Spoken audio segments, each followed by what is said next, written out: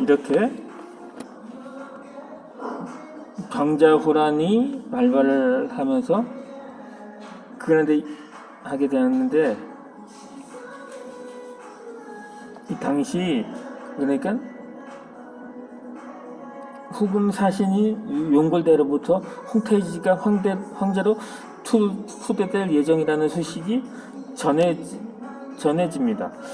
당시 두 개의 황제국에 공존하게 되는 충격적인 소식으로 인해서 조선은 일대 혼란에 빠지게 됩니다. 이 조정의 중로는 후금 사신들과 가두어 배척하는 뜻을 보이고 명나라에 대한 의리를 지키자는 것이었습니다. 반면에 이 최명길은 전란에 임박했음을 직감하고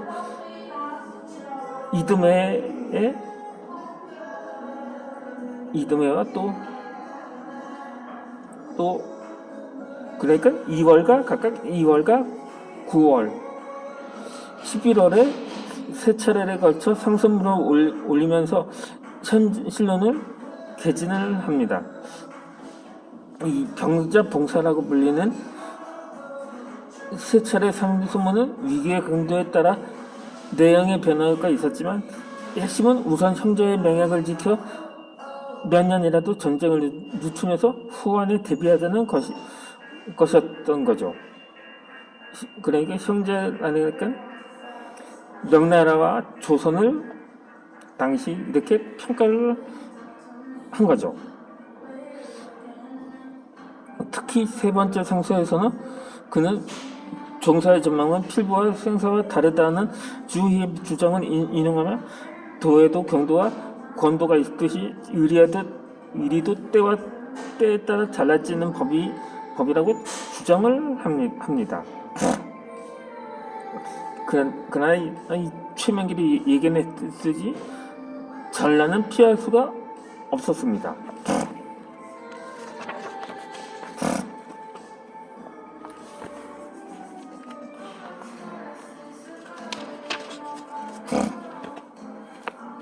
그러나 조선 조정은 적정도 제때 파악을 하지 못했던 것입니다. 이 황제국이 된 청나라 군대는 그해 연말에 압록강을 건너서 남진을 순조로이 하고 있었지만 외침이 조선 조정에 보고된 것은 거의 닷새 만인 12월 13일이었습니다. 또 그 다음날 인조가 강화도행을 결정하지만 이미 양칠평까지 진출한 청군에 의해 퇴로가 차단된 상태였습니다. 그러니까 지금의 은평 지역인 거죠. 대안은 남한산성뿐이었지만 시간이 없었습니다. 이때 최명길이 수순호 적진에 들어가 적정과 담판하며 시간을 벌겠다고 나서게 됩니다. 이 최명길이 협상을 지체시킨 덕에 인조는 초경이 지나서야 가까스로 남한산성에 도착할 수 있었습니다.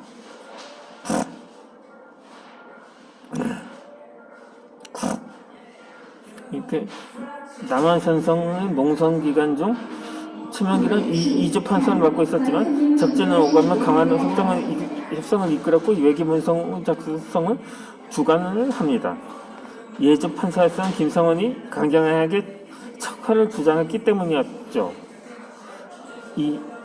결국 이로 인해 두 사람의 갈등이 시작되었는데, 병자호란이 일어나는 이듬해인 정월에 청구 진영으로부터 나눠준 초우촌 첩으로 인해서 그 골이 더욱 깊어지게 됩니다. 통첩의 내용은 28일 인조가 술성에서 항복하거나 아니면 그 다음날의 양일에 거쳐서 결전을 치르자는 것이었습니다. 놀라운 끝에 조선 조정은 인조의 출성 항복 대신 해군하는 청군을 성 위에서 전송하도록 허용해달라는 답서를 보내기도 하고 최명길에게 이 항서의 초안 작성을 맡겼습니다. 그런데 이 김성원이 문안의 내용을 문제 삼아 국서를 갈기갈기 찢어버렸던 것입니다. 그러자 최명길은 찢어진 조각들을 주우면서 글을 찢는 사람도 있어야 하지만 기어 맞추는 사람도 있어야 한다고 응수를 하게 합니다. 그게 척파 강경하는 자들의 거센 반발에도 불구하고 농성은 오래가지 못했습니다. 그때 정월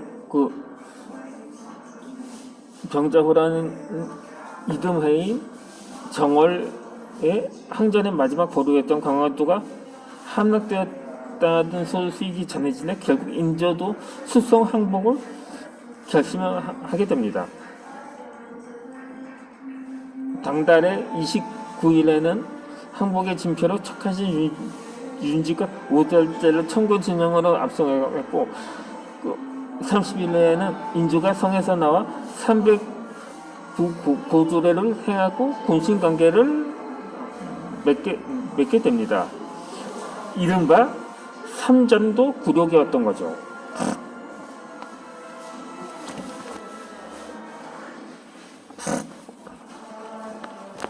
이렇게 인조가 청나라와 군신관계를 맺으면서 교환한 국서에는 장차 청나라가 명나라를 정벌할 때 조선이 원변을 파견한다는 내용도 포함되어 있었습니다.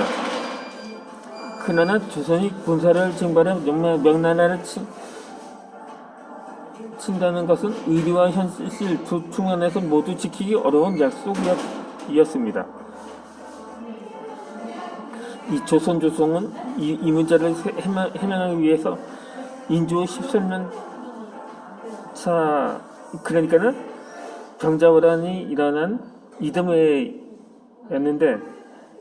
그해 10월에 최명길을 심양에 파견을 합니다. 최명길은 다음해 9월에 영의정에 임명한 직후에 청나라의 진방 요청을 거절하기 위해서 다시 심양에 들어갑니다. 조선 조정은 주화론자인 최명길에게 청나라의 강화 협상도 못 맡겼는데 동시에 명나라에 대해 의리를 지킬 방도도 강구하게 했던 것이었죠. 당시 명나라는 거의 할 대로 쇠락해진 상태였기 때문인지 모르겠습니다만 그때도 이 명나라가 명맥은 유지하고 있었던 거죠. 고려 시대에는 원나라가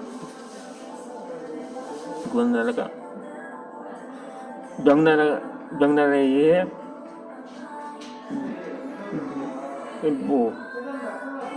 지도상에서 사라졌지만 그나마 북원이라고 명맥을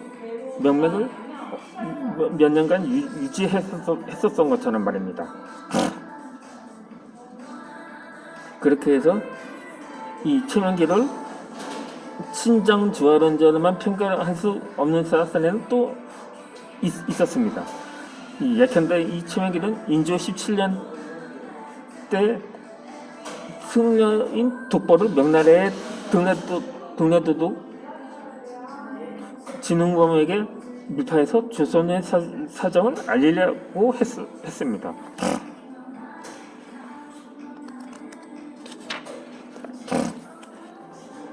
그래서 인조 20년 차에는 조선과 명나라의 물통서실이 청나라에 발각되었는데 이 일로 최명길은 사태의 책임자로 지목되어 심형으로 압송되었고 인조는 그에게 영의정직을 사탈해 버립니다.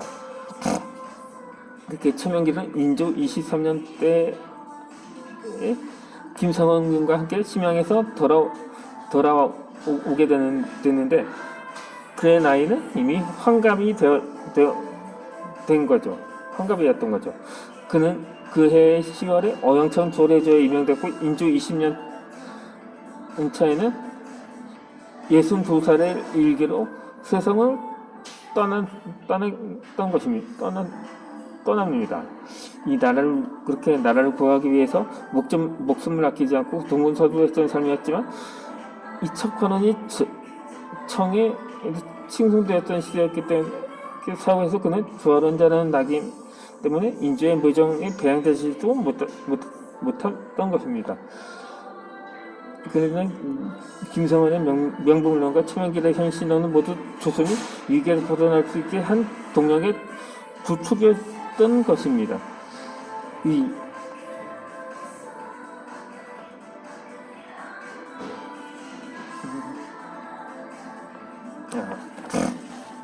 그가 남긴 기령문이 그러니까 또 한 명의 척하는 데인 이경우가 그 이기초와 불패부모 기록한 문은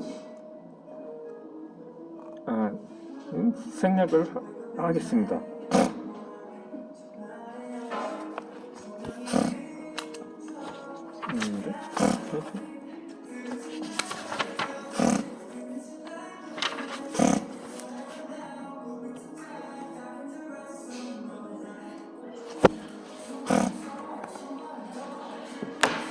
그러면 나머지 커피를 마시면서 오늘 영상은 여기서 마치도록 하겠습니다.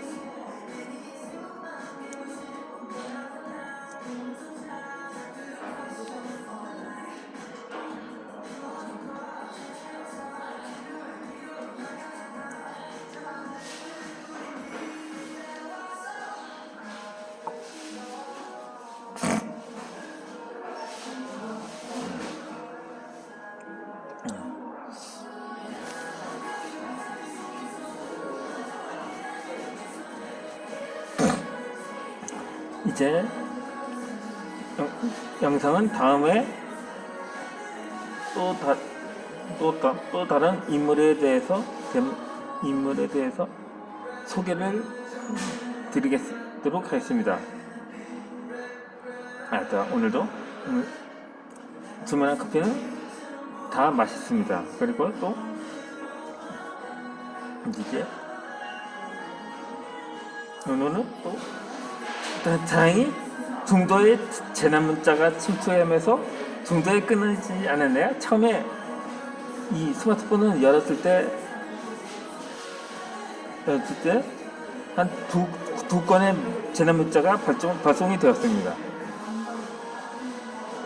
그리고 또